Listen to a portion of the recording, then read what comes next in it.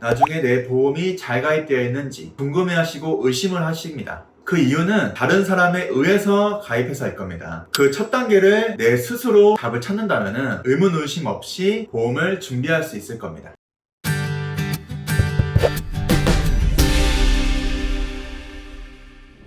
안녕하세요. 우리보험 김지한입니다. 제가 고객님을 만나서 보험을 어떻게 가입했는지 여쭤보면은 거의 대부분 내 친한 지인한테 가입을 했거나 TV나 전화, 광고에 홀리듯이 가입을 했다, 이렇게 대답을 하십니다. 그렇게 가입을 하는 것까지는 좋았으나 나중에 내 보험이 잘 가입되어 있는지 궁금해하시고 의심을 하십니다. 그 이유는 내 스스로 알아보고 가입한 것이 아니라 다른 사람에 의해서 가입해서일 겁니다. 그래서 내 스스로 알아보고 가입하겠다 이렇게 마음 먹지만 또 어렵고 시간도 없고 해서 다른 사람에게 또 맡겨버리는 이런 악순환이 반복되는 것 같습니다. 내가 결국 원하는 것은 이런 악순환을 끊고 보험을 잘 가입했는지 알아보고 가입하는 것일 텐데요. 우리가 뭐든지 단계 순서에 맞게 일을 처리하면 잘 해낼 수 있듯이 보험도 마찬가지입니다.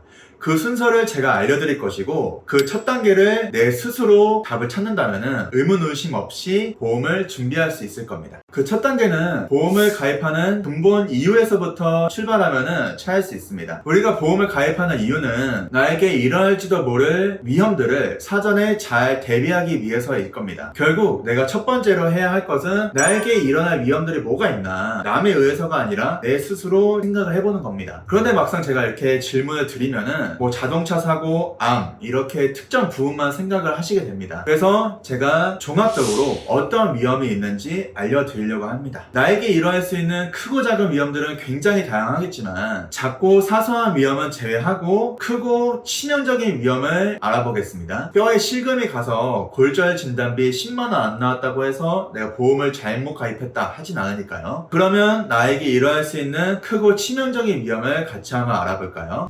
우리 보험.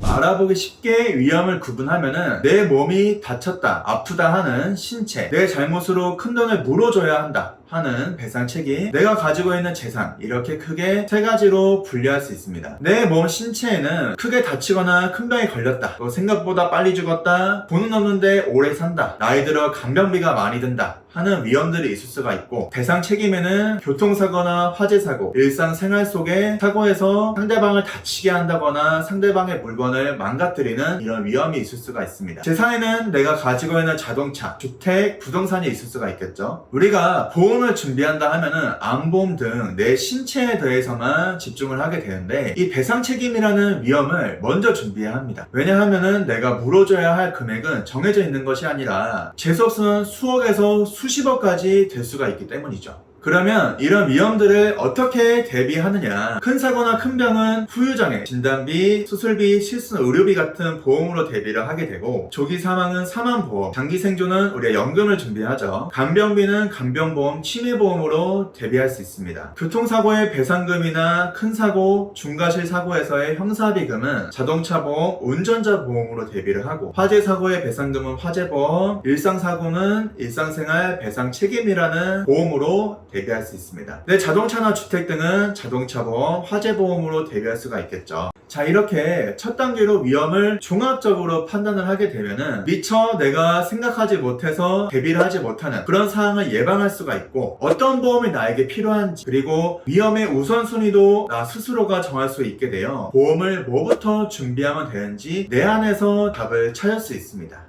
이렇게 첫 단계로 위험 파악을 하고 나에게 필요한 보험을 파악을 했다. 그 다음은 나에게 맞는 가이드라인을 스스로 결정을 해보는 겁니다. 우선 크게 전체적인 보험료를 생각을 해보는 겁니다. 결국 보험은 내 위험을 대비하기 위한 비용이기 때문에 사라지는 돈입니다. 이 비용을 나는 어느 정도가 적당하겠다 생각을 하는 것이죠. 그 가이드라인은 보험을 좋아하는지 싫어하는지 그런 내 성향이나 납입 여력, 가족력에 따라 다르겠지만 FP협회의 연구자료에 따르면 저축을 위한 보험이나 연금을 제외하고는 순수하게 보장을 받기 위한 보험료의 적정 수준을 한 가정의 월소득 8에서 10%로 발표를 했습니다. 위험을 대비하기 위한 비용의 가이드라인으로 보시면 되고, 이 정도면 나는 아깝지 않다 하는 적절한 보험료를 결정을 하면 되겠죠. 월 보험료를 결정을 했다 하면은 세부적으로 보장 내용에 대해서도 각각의 가이드라인을 스스로 결정을 하면 됩니다. 사망이면은 사망보험금이 어느 정도 필요할지, 또 암이면 암 진단금은 나는 어느 정도 필요할지 각각의 가이드라인을 준비를 하면 될 텐데요. 각각의 가이드라인은 다음 영상에서 지속적으로 업데이트를 하겠습니다. 가이드라인을 통해서 내가 원하는 보험의 모습을 정했다면은 그 다음은 기존에 가입한 현재 내 보험을 파악을 하고 서로 비교를 하면 됩니다. 그리고 부족하다, 충분하다 판단을 하면 되겠죠. 예를 들자면 나는 암에 대해서 90세까지 5천만원 준비되어 있다. 내 혈관 질환에 대해서는 90세까지 2천만원 준비되어 있다. 이렇게 파악을 하고 가이드라인과 비교를 해서 충분하다, 부족하다 판단을 합니다. 이렇게 내 보험의 문제점을 정확하게 찾았다면 해결책으로 부족한 부분을 새로 준비하거나 불필요한 기존 보험을 수정하는 리모델링을 하면 되겠습니다.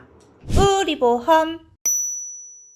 자, 이렇게 보험을 잘 가입하기 위한 과정이 첫 번째로 위험 파악, 그리고 기준 설정, 그리고 비교 분석인 것을 확인했습니다. 그 첫 번째 단계가 위험 파악이라는 것을 확인했습니다. 이제 보험도 내 스스로 알아보고 확인하고 가입해야 합니다. 더 이상 다른 사람의 권유가 아니라 진정으로 나한테 필요한 보험을 스스로 잘 준비해야 합니다. 답은 다른 사람한테 있는 것이 아니라 내 안에 있기 때문이죠. 첫 단계의 위험 파악부터 시작하여 차근차근 스스로 답을 찾는 여러분이 되었으면 좋겠습니다. 시청해주셔서 감사합니다.